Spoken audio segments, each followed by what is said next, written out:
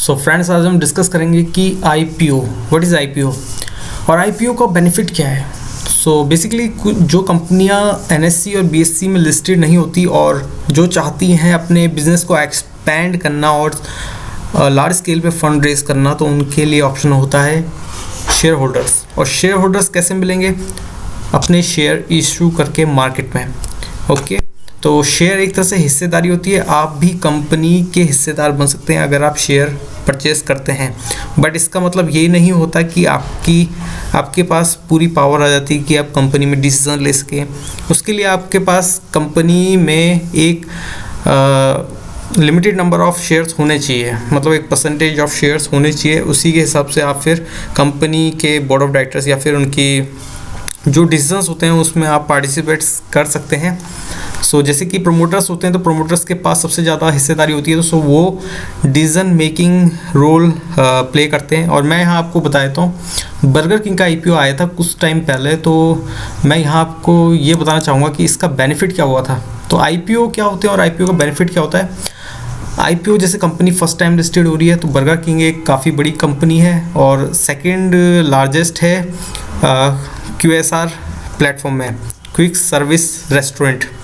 तो इसका बेनिफिट ये मिलता है कि जब ये IPO first of all launch हुआ था, तो इसका आप ये देख लेते हैं कितने पे ये आया था।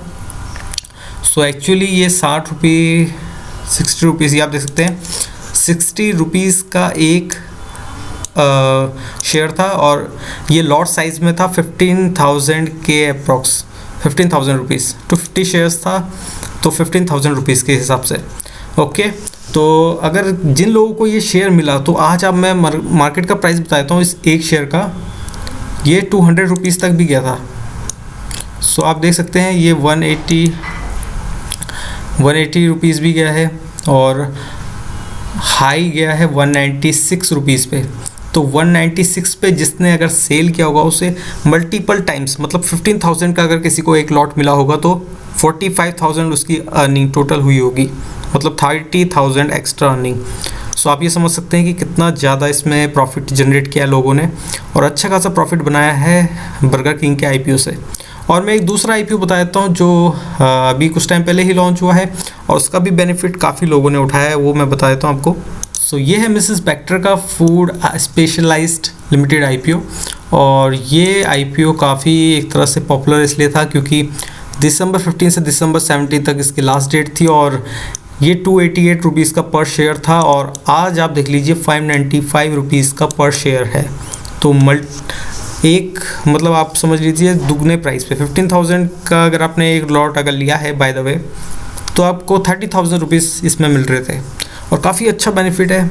अब आप सोच रहे होंगे कि यार ये सभी को मिल जाता होगा, बट सबको नहीं मिलता आईपीओ एक तरह से आपने अगर इसके लिए बिड लगाई है तो शायद लकी ड्रॉ में आपका नाम आ सकता है, बट ओवरऑल ये हमेशा नहीं होता है।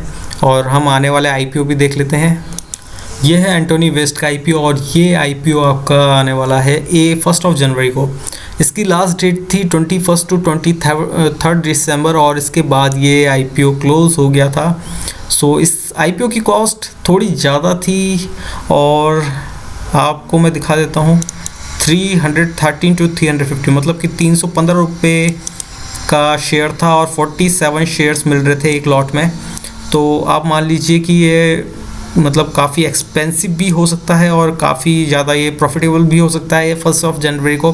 सो इसका पता चलेगा आईपीओ लिस्टिंग डेट के दिन 1 जनवरी और रिफ़ंड की प्रोसेस हो जाती है 30 दिसंबर।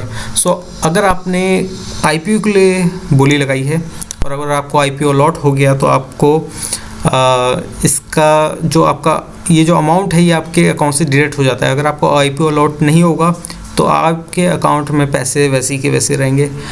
तो ये होता है आईपीओ जब आप कभी इसके लिए अप्लाई करोगे। तो आईपीओ का बेनिफिट भी है, रिस्क भी है इसमें। तो आपको पहले कंपनी की प्रोफाइल देखनी पड़ेगी और मार्केट की कंडीशंस भी देखनी पड़ेगी, उसी के हिसाब से आपको आईपीओ लेना चाहिए। और आईपीओ एक तरह से शॉर्ट टर्म बेसिस पे भी प्रॉफिटेबल है काफ़ी ज़्यादा।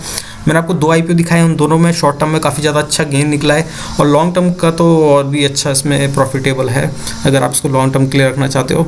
सो ये काफ़ी अच्छे एक तरह से इन्वेस्टमेंट है। अगर आप एफडी के अलावा शेयर्स में इन्वेस्ट करना चाहते हैं तो ये था। और रिस्क इसमें काफ़ी ज़्यादा है, आपको कंपनी का एनालिसिस खुद से करना पड़ेगा, मेरे द्वारा या किसी और के द्वारा। अगर आप कोई एनालिसिस देख रहे हैं बताया गया तो आपको उसे खुद से भी वेरीफाई करना पड़ेगा। सो ये थी डिटेल्स IPO के ऊपर। आई होप आपको थोड़ा बहुत इन्फॉर्मेशन पता चली होगी।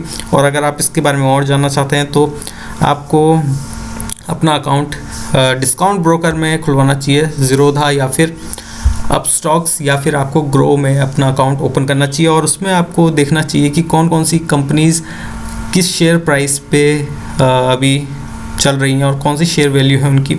जैसे कि IRCTC का आपको पता है कि मैं आपको बता देता हूँ IRCTC का भी थोड़ा डिटेल्स। सो ये अब तक का सबसे ज़्यादा हिट IPO रहा है आज, मतलब जो मतलब स्टॉक मार्केट का माना जाता है। और आने वाले टाइम पे LIC का भी IPO होने वाला है, तो वो भी इससे ज़्यादा हिट होने वाला है क्योंकि वो अभी तक की सबसे बड़ी लिस्टिंग कंपनी बनने वाली है। तो IRCTC का आप देख लीजिए कि IPO का प्राइस मैं आपको इसमें बता देता हूँ। IPO का प्राइस यहाँ पे आप देखिए 315 to 320 रुपीज़ पर इक्विटी शेयर्स, और 40 शेयर्स एक लॉट में आपको मिल रहे थे। ये काफ़ी एक अच्छा खासा ऑफ़र था। जैसे आप 15 या 14,000 में आप ये IPO अगर आप मतलब इसको ले रहे हैं, सो आपको काफ़ी ज़्यादा, जैसे 12,800 ये आप देख लीजिए मिनिमम अमाउंट, तो इसमें आपको ये शेयर मिल रहे थे। और अगर आपने इसके लिए अगर आपको ये शेयर मिल गए थे 12,800 पे, 315 रुपीज़ का एक शेयर, तो आज की डेट पे मैं बता देता हूँ ये कितने पे चल रहा है। आज की डेट पे ये 408 रुपीज़ पे पर शेयर चल रहा है। और ये अपने हाईएस्ट पे भी गया था, इसका हाईएस्ट गया था, आप देख सकते हैं इसका हाईएस्ट, जो कि इसमें शो नहीं कर रहा है, बट मैं आपको बता दूं ये आपका देख लीजिए 1700 के अप्रॉक्स, 17 या 1800 के बीच में गया था, 1700 के अप्रॉक्स। तो आप ये समझ सकते हैं ये काफ़ी अच्छा एक तरह से प्रॉफिटेबल था।